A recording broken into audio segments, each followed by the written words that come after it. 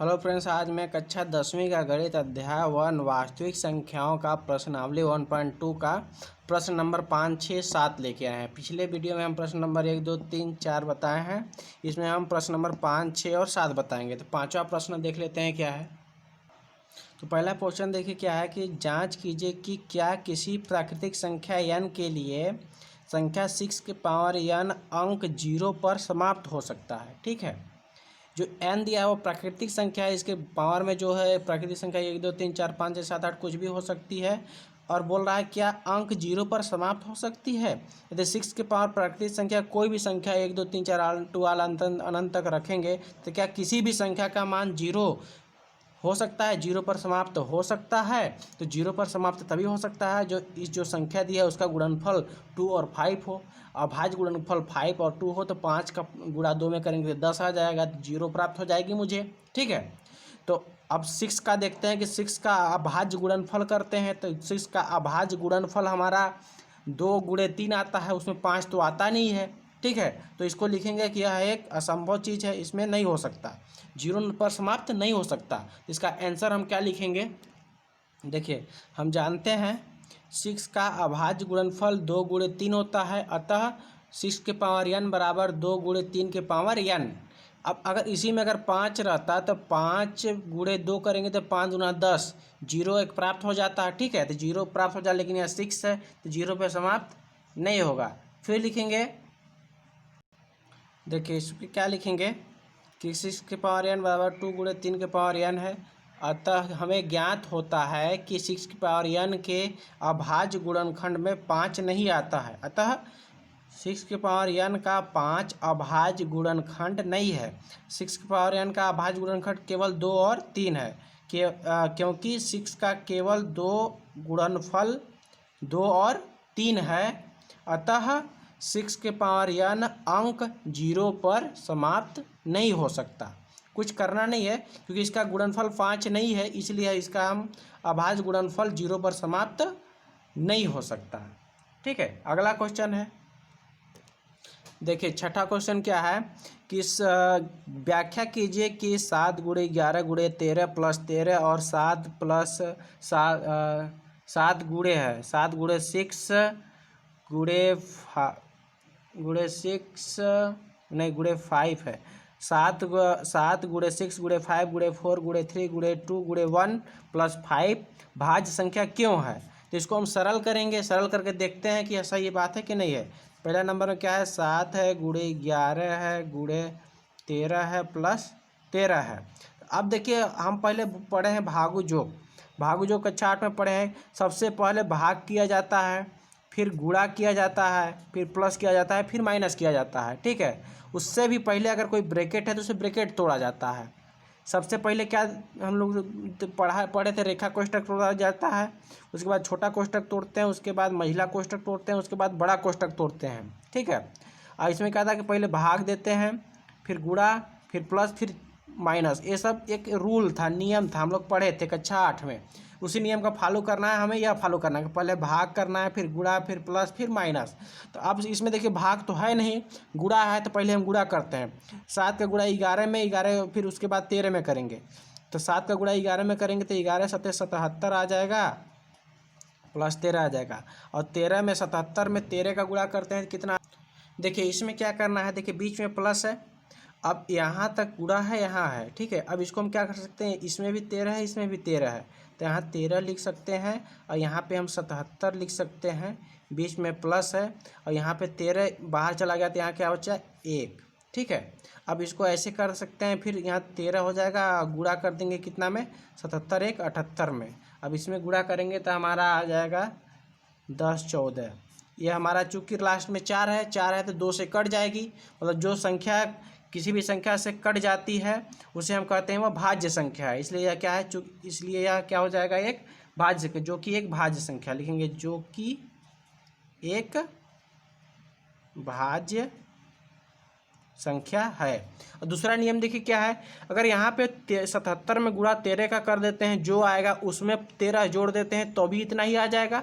और अगर हम दोनों में से 13 अगर बाहर निकाल लें, यहाँ 77 बच गया, प्लस यहाँ कुछ नहीं है तो 1 बच गया, तो 77 एक 78 हो गया, 78 में 13 का गुणा कर दिया तो इतना आ गया। तो यह भी सही है।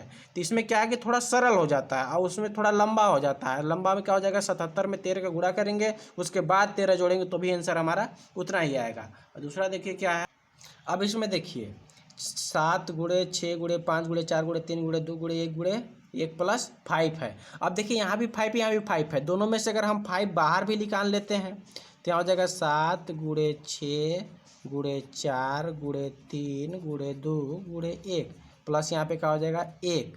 ठीक है, ये हमारा हो गया। अब इसको हल करेंगे तो क्या हो जाएगा, 7 में 6 को गुणा, फिर 4 का, फिर 3 का, फिर 2 का करते हैं, कितना आता है, आ जाएगा हमारा 1008 आ जाएगा। 1008 आ गया।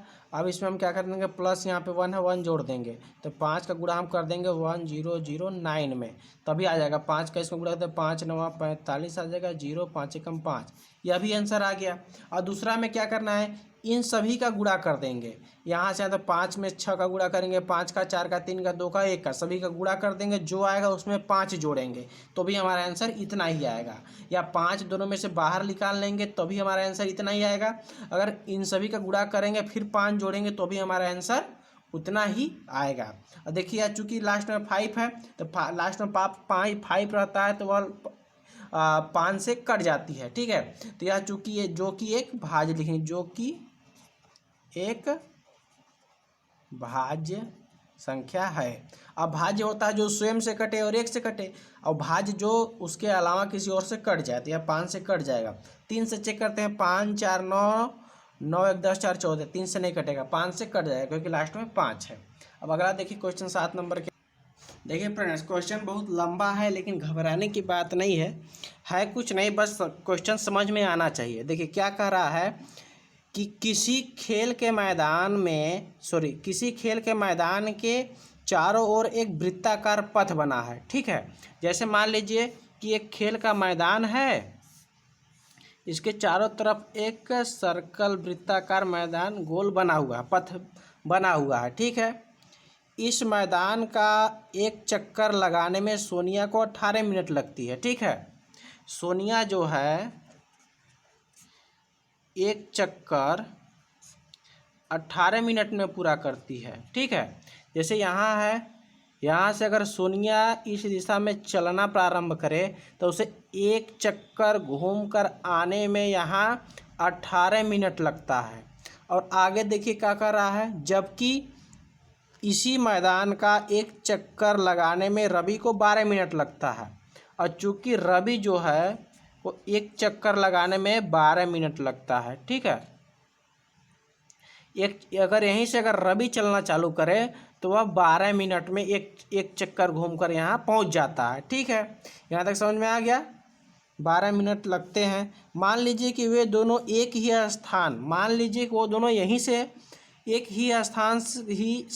समय पर चलना प्रारंभ करते हैं।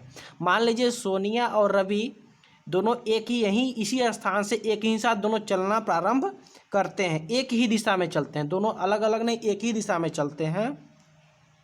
कितने समय बाद वे पुनः प्रारंभिक स्थान पर मिलेंगे, मतलब पूछ रहा है कि यदि यह एक ही समय पर चलते हैं यहाँ से दोनों, तो कितने समय के बाद वह पुनः इसी स्थान पे आपस में मिलेंगे। क्यों? क्योंकि रवि तो है 12 मिनट में एक चक्कर पूरा कर लेता है, लेकिन सोनिया को एक चक्कर पूरा करने में 18 मिनट लगता है।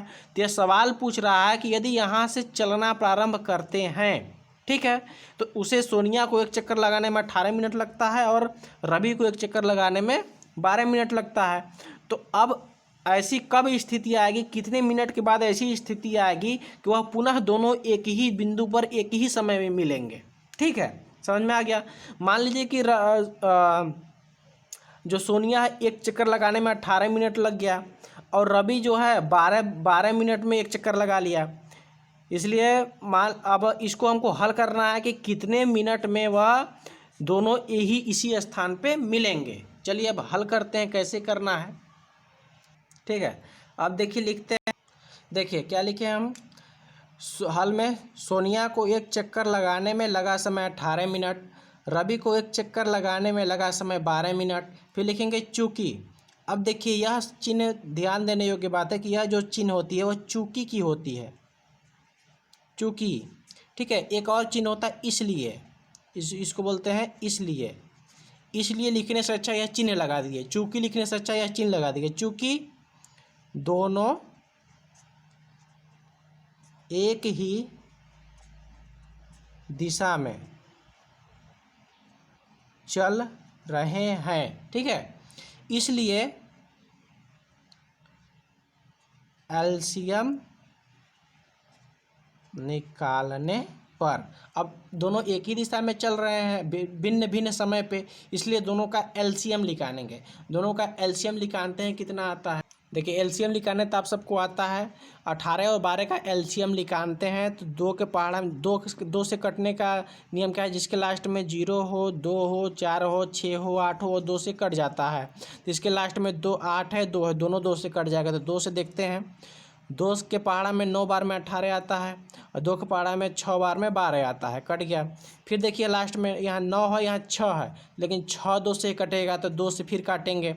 2 से काटने के लिए देखिए 9 तो कटेगा नहीं, तो 9 सेम टू सेम उतार देंगे, उसके साथ छेड़छाड़ नहीं करेंगे। जो 6 है कटेगा 2 से, 2 की 3 6, 3 आ गया। अब देखिए 3 के पहाड़ा में 9 और 3 आता है, तो अब 3 से काटेंगे। तो 3 से काटेंगे तो 3 के पहाड़ा में कितना आ जाएगा, 3 दूना 3 त्रिकी 9, 3 बार में 3 के पहाड़ा में 1 आ जाएगा। फिर 3 से काटेंगे, 1 आ गया, 1 आ गया। अब इन सबको गुणा कर देंगे, तो 2 दूना 4, 4 तिहाई 12, 12 दूना 24, 12 तिहाई 36, तो आ गया 36। तो एलसीएम बराबर क्या आ गया, 36। एक नियम यह है। दूसरा नियम क्या है, दूसरा नियम है एलसीएम निकालने का, दोनों का अलग अलग निकाल लेंगे और दोनों में जो देखिए 2 2 मैच कर रहा है, 2 लिख दिए, और 2 इसमें 3 है, इसमें 2 नहीं है, मैच नहीं कर रहा, एक 3 है, एक 3 है, दोनों में से एक 3 मैच कर रहा है, 3 लिख दिए। उसके बाद जो जो नहीं मैच कर रहा है वो भी लिखते हैं। इसमें 1 3 एक्स्ट्रा बच गया, इसमें 1 2 एक्स्ट्रा बच गया, तो 1 3 और 1 2 एक्स्ट्रा लिख देंगे। तो 2 3 6, 6 18, 18 दूना 36, दोनों में 36 आ जाता है। या फिर ऐसे कीजिए या फिर ऐसे कीजिए, तो एलसीएम मेरा क्या आ गया, 36, ठीक है। तो यही हमारा आंसर हो जाएगा, ठीक है।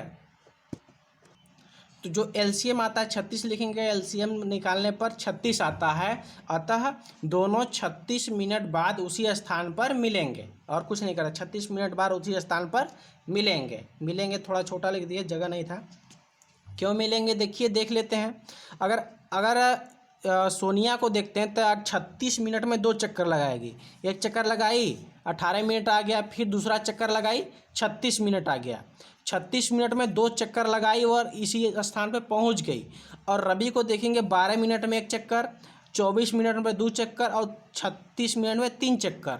मतलब रवि तीसरा चक्कर जब लगाएगा तो 36 मिनट में 3 चक्कर लगाएगा, और सोनिया 36 मिनट में 2 चक्कर लगाएगी, और दोनों इसी स्थान पे पुनः मिल जाएंगे। मतलब 36 मिनट में सोनिया फिर यहीं पे पहुंच जाएगी और रवि भी यहीं में पहुंच जाएगा। और अंतर क्या रहेगा कि सोनिया सिर्फ 2 ही चक्कर लगाई रहेगी और रवि 3 चक्कर लगा ली रही होगी। तो ये समझाने के लिए है, इसका आंसर सिर्फ इतना ही है।